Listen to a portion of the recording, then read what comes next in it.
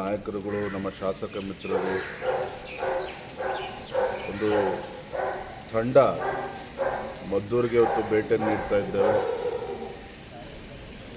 ಅಲ್ಲಿಯ ಪರಿಸ್ಥಿತಿಯ ಬಗ್ಗೆ ಒಂದು ಸತ್ಯಾಸತ್ಯತೆ ಬಗ್ಗೆ ತಿಳ್ಕೊಳ್ತಕ್ಕಂಥ ಪ್ರಯತ್ನವನ್ನು ಕೂಡ ಮಾಡ್ತೇವೆ. ಅಲ್ಲಿ ನಮ್ಮ ಹಿಂದೂ ಕಾರ್ಯಕರ್ತರಿಗೆ, ಹಿಂದೂ ಸಂಘಟನೆಗಳಿಗೆ ಒಂದು ಧೈರ್ಯ ಹೇಳುವಂಥ ಕೆಲಸವನ್ನು ಕೂಡ ನಾವು ಮಾಡ್ತೇವೆ. ಇದು ಅನಿವಾರ್ಯ ಪರಿಸ್ಥಿತಿಯು ಸೃಷ್ಟಿಯಾಗಿದೆ. ರಾಜ್ಯದಲ್ಲಿ ಇವತ್ತು ಅಶಾಂತಿ ಕದಡುವಂತಹ, ಶಾಂತಿಯನ್ನು ಕದಡುವಂತಹ ಪರಿಸ್ಥಿತಿ ನಿರ್ಮಾಣ ಆಗಿದೆ ಅಂತ ಹೇಳಿದ್ರೆ ಇದಕ್ಕೆ ಸಂಪೂರ್ಣ ಹೊಣೆಯನ್ನು ರಾಜ್ಯ ಸರ್ಕಾರವೇ ಹೊರಬೇಕಾಗುತ್ತೆ. ನೋಡಿ, ಇವತ್ತು ಕಾಂಗ್ರೆಸ್ ಸರ್ಕಾರ ರಾಜ್ಯದಲ್ಲಿ ಬಂದಾಗಿನಿಂದ ಗಣೇಶನ ಹಬ್ಬವನ್ನು ಕೂಡ ಇವತ್ತು ನೆಮ್ಮದಿಯಿಂದ ಇವತ್ತು ಹಿಂದೂಗಳು ಆಚರಣೆ ಮಾಡೋದಕ್ಕೆ ಸಾಧ್ಯ ಇಲ್ಲ ಅಂತ ಹೇಳಿದರೆ ಯಾವ ಪರಿಸ್ಥಿತಿಗೆ ಇವತ್ತು ಕಾಂಗ್ರೆಸ್ ಸರ್ಕಾರ ನಮ್ಮ ಹಿಂದೂಗಳನ್ನು ತಳ್ತಾ ಇದೆ? ಹಾಗಾದರೆ ಹಬ್ಬ ಹರಿದಿನವನ್ನು ಕೂಡ ನಾವು ನೆಮ್ಮದಿಯಿಂದ ಆಚರಣೆ ಮಾಡೋದಕ್ಕೆ ಆಗ್ತಾ ಇಲ್ಲ ಕರ್ನಾಟಕ ರಾಜ್ಯದಲ್ಲಿ ಅಂತ ಹೇಳಿದರೆ ಇದಕ್ಕೆ ಕಾರಣ ರಾಜ್ಯ ಸರ್ಕಾರದ ಬೇಜವಾಬ್ದಾರಿತನ. ನಿನ್ನೆ ದಿನ ಭದ್ರಾವತಿ ಶಾಸಕರು ಹೇಳಿಕೆಯನ್ನು ನೀಡಿದ್ದಾರೆ, ನಮ್ಮ ಮುಂದಿನ ಜನ್ಮದಲ್ಲಿ ಮುಸಲ್ಮಾನಾಗಿ ಹುಡ್ತೇನೆ ಅನ್ನೋ ಮಾತನ್ನು ಹೇಳಿದ್ದಾರೆ. ಅವ್ರು ಮುಂದಿನ ಜನ್ಮದಲ್ಲಿ ಏನಾಗಿ ಹುಟ್ಟಬೇಕು ಅದು ಒಂದು ಕಡೆ ಆದರೆ ತಡೆ ಯಾಕೆ ಮಾಡ್ತಾರೆ? ಈಗಲೇ ಮುಸ್ಲಿಮಿಗೆ ಕನ್ವರ್ಟ್ ಆಗ್ಬೋದಲ್ಲ. ಆದರೆ ಈ ಹೇಳಿಕೆಗಳಿದೆಯಲ್ಲ, ಒಂದು ಕಡೆ ಹಿಂದೂಗಳ ಮೇಲೆ ರಾಜ್ಯ ಸರ್ಕಾರದ ಕುಮ್ಮಕ್ಕಿನಿಂದನೇ ಹಿಂದೂಗಳ ಮೇಲೆ ಇವತ್ತು ಕಲ್ತೂರುವಂಥದ್ದು, ಹಿಂದೂಗಳ ಮೇಲೆ, ಹಿಂದೂ ಕಾರ್ಯಕರ್ತರ ಮೇಲೆ ಇವತ್ತು ಅಟ್ಟಹಾಸ ಮೆರೆತಕ್ಕಂಥ ದುಷ್ಟಶಕ್ತಿಗಳು ಇವತ್ತೇನು ಕೆಲಸ ಮಾಡ್ತಾಯಿದೆ, ಇವೆಲ್ಲವಕ್ಕೂ ಸಹ ಒಂದು ಪೂರಕವಾಗಿರ್ತಕ್ಕಂಥ ವಾತಾವರಣ ರಾಜ್ಯ ಸರ್ಕಾರವೇ ಇವತ್ತು ನಿರ್ಮಾಣ ಮಾಡ್ತಾ ಇದೆ. ಎಲ್ಲೋ ಒಂದು ಕಡೆ ರಾಜ್ಯದ ಮುಖ್ಯಮಂತ್ರಿಗಳಿಗೆ ಈ ರಾಜ್ಯದಲ್ಲಿ ಕಾನೂನು ಸುವ್ಯವಸ್ಥೆ ಸರಿಯಾಗಿ ಇರಬೇಕು, ಶಾಂತಿ ಇರಬೇಕು ರಾಜ್ಯದಲ್ಲಿ ಅನ್ನುವ ಬಯಕೆ ರಾಜ್ಯ ಸರ್ಕಾರಕ್ಕೆ ಇಲ್ಲವೇನೋ ಅನ್ನುವ ಆತಂಕ ಇವತ್ತು ರಾಜ್ಯದ ಜನರಲ್ಲಿ ಮೂಡ್ತಾ ಇದೆ. ಒಂದಲ್ಲ ಎರಡಲ್ಲ ಅನೇಕ ಪ್ರಕರಣಗಳು ಗಮನಿಸ್ತೀನಿ. ಧರ್ಮಸ್ಥಳದ ವಿಚಾರದಲ್ಲಿರ್ಬೋದು, ಚಾಮುಂಡಿ ಬೆಟ್ಟದ ವಿಚಾರದಲ್ಲಿರ್ಬೋದು, ಇನ್ನು ಮದ್ದೂರಿನಲ್ಲಾಗಿರ್ತಕ್ಕಂಥ ಘಟನೆಗಳು, ಈಗ ಚಿತ್ರದುರ್ಗದಲ್ಲೂ ಸಹ ನಾವು ಡಿಜೆಗೂ ಕೂಡ ಅವಕಾಶ ಕೊಡೋದಿಲ್ಲ, ಮೆರವಣಿಗೆಗೂ ಕೂಡ ಅವಕಾಶ ಕೊಡೋದಿಲ್ಲ ಅಂತೇಳಿ ಅಲ್ಲಿ ಜಿಲ್ಲಾಧಿಕಾರಿಗಳು ತೀರ್ಮಾನ ಮಾಡಿದ್ದಾರೆ ಅಂಥೇಳಿ ಈಗಾಗಲೇ ಮಾಹಿತಿ ಬರ್ತಾ ಇದೆ. ಅಲ್ಲಿ ನಮ್ಮ ಬಜರಂಗ ದಳದ ಕಾರ್ಯಕರ್ತ ಅವರೂ ಕೂಡ ಅಲ್ಲಿ ಚಿತ್ರದುರ್ಗ ಬರಬಾರ್ದು ಅಂತೇಳಿ ಗಡೀಪಾರು ಮಾಡಿದ್ದಾರೆ ಅನ್ನುವ ವಿಚಾರಗಳು ಕೂಡ ಇವತ್ತು ಕೇಳಿ ಬರ್ತಾ ಇದೆ.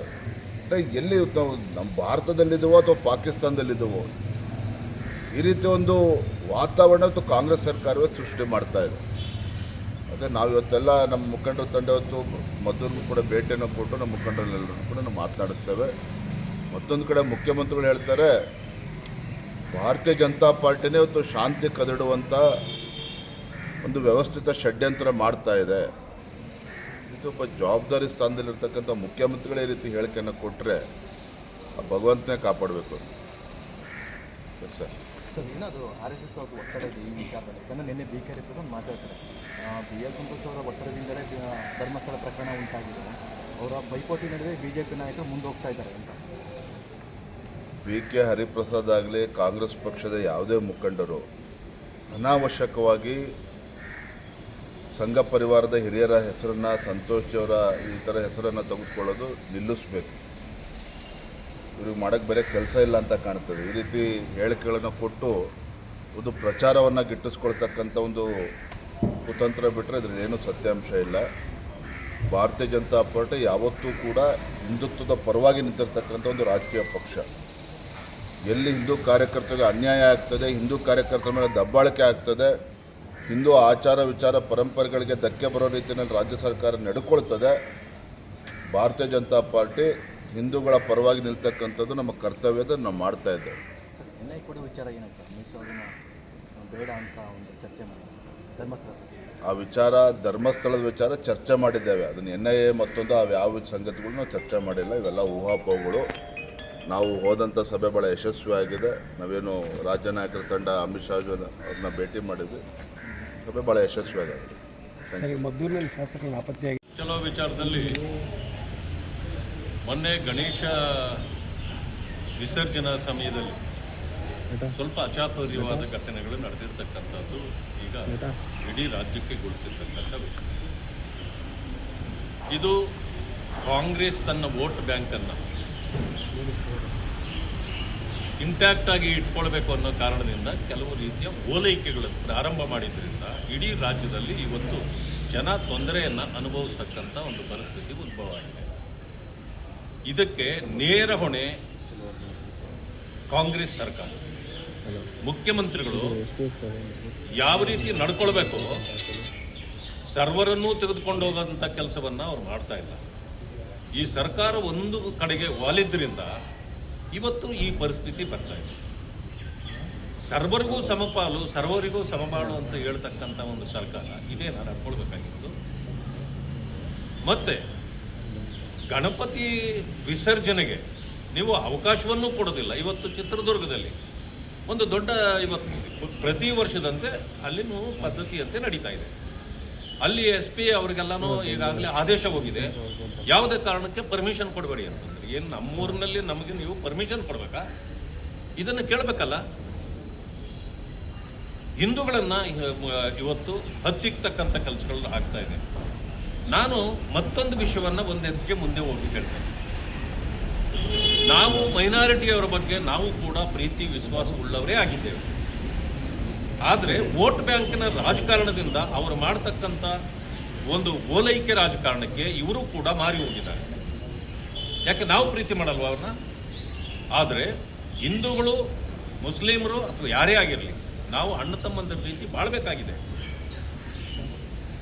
ಈ ರೀತಿ ದ್ವಂದ್ವಗಳ ಸರ್ಕಾರ ಸೃಷ್ಟಿ ಮಾಡಿದಾಗ ಅದಕ್ಕೆ ಮುಸ್ಲಿಂ ಬಾಂಧವರು ಕೂಡ ಸೊಪ್ಪು ಹಾಕಬಾರ್ದು. ಆದರೆ ಕೆಲವೇ ಕಿಡಿಗೇಡಿಗಳು ಮಾಡ್ತಕ್ಕಂಥ ಒಂದು ಈ ಕೃತ್ಯಗಳಿಗೆ ಇವತ್ತು ಎರಡೂ ಸಮುದಾಯಗಳು ಬಲಿಯಾಗ್ತಾ ಇವೆ. ಇದನ್ನು ನಾವು ಸಹಿಸಿಕೊಂಡು ಸುಮ್ಮನೆ ಕೂತ್ಕೊಳ್ಳೋಕ್ಕಾಗೋದಿಲ್ಲ. ಹಿಂದೂ ಕಾರ್ಯಕರ್ತರ ಮೇಲೆ ಅಟ್ಟಹಾಸ ಮೆರೆಯತಕ್ಕಂಥ ಯಾರೇ ಆದರೂ ಕೂಡ ನಾವು ಸುಮ್ಮನೆ ಕೂತ್ಕೊಳ್ತಕ್ಕಂಥ ಪ್ರಶ್ನೆ ಇಲ್ಲ. ಈ ಸರ್ಕಾರ ಮುಗೀತು, ಇನ್ನೆಷ್ಟು ದಿನ ಆಗ್ತದೆ ನಿಮ್ಮದು ಇನ್ನೊಂದು 2 ವರ್ಷ. ಅದಾದ ಮೇಲೆ ಇದೇ ರೀತಿ ಘಟನೆಗಳಾಗ್ಲಿಕ್ಕೆ ನಾವು ಬಿಡೋದಿಲ್ಲ. ಹಿಂದೂ ಮುಸ್ಲಿಂ ಬಾಯಿ ಅಂತಕ್ಕಂಥ ಮಾತಿದೆಯಲ್ಲ, ಅದನ್ನು ನಾವು ಉಳಿಸ್ಬೇಕಾಗಿದೆ. ಅದು ನಮಗೂ ಗೊತ್ತಿದೆ. ಆದರೆ ನೀವು ವೋಟ್ ಬ್ಯಾಂಕ್ಗಾಗಿ ಮಾಡ್ತಕ್ಕಂಥ ಈ ಒಂದು ತಕರಾರಿನ ಕೆಲಸಗಳು ಇವತ್ತು ರಾಜ್ಯದ ಜನರ ನೆಮ್ಮದಿಯನ್ನು ಕಚ್ಕೊಂಡಿದೆ.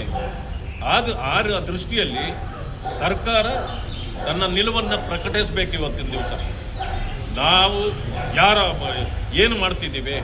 ನಾವು ಸಂವಿಧಾನಾತ್ಮಕವಾಗಿ ಅಧಿಕಾರ ಮಾಡ್ತಿದ್ದೇವ, ಇಲ್ಲ ಬರೀ ನಮ್ಮ ವೋಟ್ ಬ್ಯಾಂಕ್ಗಾಗಿ ಮಾಡ್ತಿದ್ದೇವ? ಈಗ ಜನ ಪ್ರಶ್ನೆ ಮಾಡ್ತಿದ್ದಾರೆ, ಅದಕ್ಕೆ ಅವ್ರಿಗೆ ಉತ್ತರ ಕೊಡ್ತಾರೆ. ಭದ್ರಾವತಿ ಶಾಸಕ ಮೀಲಾದ್ ಹಬ್ಬದ ದಿನ ಪಾಲ್ಗೊಂಡು ಮುಂದಿನ ಜನ್ಮದಲ್ಲಿ ಮುಸ್ಲಿಂ ಆಗಬೇಕು ಬಯಕೆ ಅಂತ ಹೇಳಿದ್ರು. ಅವ್ರದ್ದೇ ಭದ್ರಾವತಿಯಲ್ಲಿ ಪಾಕಿಸ್ತಾನ ಪರಾಕ್ರಮ ಕೂಡ ಮೊಳಗಿದೆ ನೋಡಿ. ಇವರೆಲ್ಲರೂ ಕೂಡ ಡಬಲ್ ಸ್ಟ್ಯಾಂಡರ್ಡ್ ಮನುಷ್ಯರು. ನಾನು ಒಂದೇ ಮಾತಿನಲ್ಲಿ ಹೇಳಿ, ಯಾರು ಮುಸ್ಲಿಂ ಆಗಿ ಹುಟ್ಟಬೇಕು ಅಂತ ಅಂದ್ಕೊಂಡಿದ್ದಾರೆ, ತಡೆದವ್ರು ಯಾರೀಗ ಅವ್ರನ್ನ? ಈಗಲೇ ಮುಸ್ಲಿಂ ಆಗ್ಬೋದು, ಆಗಲೇ ಇವರು. ಈಗ ಧಾರ್ಮಿಕ ನಂಬಿಕೆಗಳಿಗೆ ನಮ್ಮ ದೇಶದಲ್ಲಿ ಅಡೆತಡೆ ಇಲ್ಲ. ಅವರ ನಂಬಿಕೆಗಳನ್ನು ಅವರು ಮಾಡ್ಬೋದು. ಆದರೆ ಹಿಂದೂವಾಗಿ ಹುಟ್ಟಿದ್ದೇನೆ ಅನ್ನೋದಕ್ಕಿಂತ ಅವರಿಗೆ ನಾನು ಮುಸ್ಲಿಂ ಆಗಿ ಹುಟ್ಟುತ್ತೇನೆ ಅಂದರೆ ಇದರಲ್ಲಿ ಸತ್ಯ ಇದೆ ಅಂದ್ಕೊಳ್ತೀರಾ? ಸತ್ಯ ಇದೆಯಾ ಇದರಲ್ಲಿ? ವೋಟ್ ಬ್ಯಾಂಕ್ಗಾಗಿ ಈ ರೀತಿಯ ಮಾತುಗಳನ್ನು ಆಡಿದರೆ ಬೇರೆಯವರು ಕೂಡ ಅವ್ರಿಗೆ ಬುದ್ಧಿ ಕಲಿಸ್ಬೇಕಾಗ್ತದೆ. ನೀವು ಮುಂದಿನ ಜನ್ಮದಲ್ಲಿ ಹುಟ್ತೀನಿ ಅನ್ನೋದಕ್ಕೆ ಮೊದಲೇ ಹುಟ್ಟಬೇಕಾಗಿತ್ತು. ಇವಾಗ ಯಾರು ಬೇಡ ಅಂದಿದ್ರ? ಈಗ ಯಾರಾದರೂ ಹುಟ್ಟಿರೋ ನಾವು ತಡೆದಿದ್ದೀವ? ನಾವು ಯಾರೂ ತಡೆಯೋದಿಲ್ಲ. ಹುಟ್ಟೋರು ನೀವು ಎಲ್ಲೆಲ್ಲಿ ಬೇಕಾದರೂ ಹುಟ್ಕೊಳ್ಳಿ. ಆದರೆ ಈಗ ಹುಟ್ಟಿದ್ದೀರಲ್ಲ, ಯಾವ ಧರ್ಮದಲ್ಲಿ ಹುಟ್ಟಿದ್ದೀರಿ, ಮೊದಲು ಅದರ ಋಣ ಸೇರಿಸಿ. ಈ ರೀತಿ ಓಲೈಕೆ ಮಾಡಿ ನೀವು ಬಹಳ ದಿನ ಜೀವಂತ ಇರೋಕ್ಕಾಗೋದಿಲ್ಲ ರಾಜಕೀಯವಾಗಿ ಅಂತಕ್ಕಂಥ ಮಾತನ್ನು ಹೇಳಲಿಕ್ಕೆ ಬಯಸ್ತೇನೆ.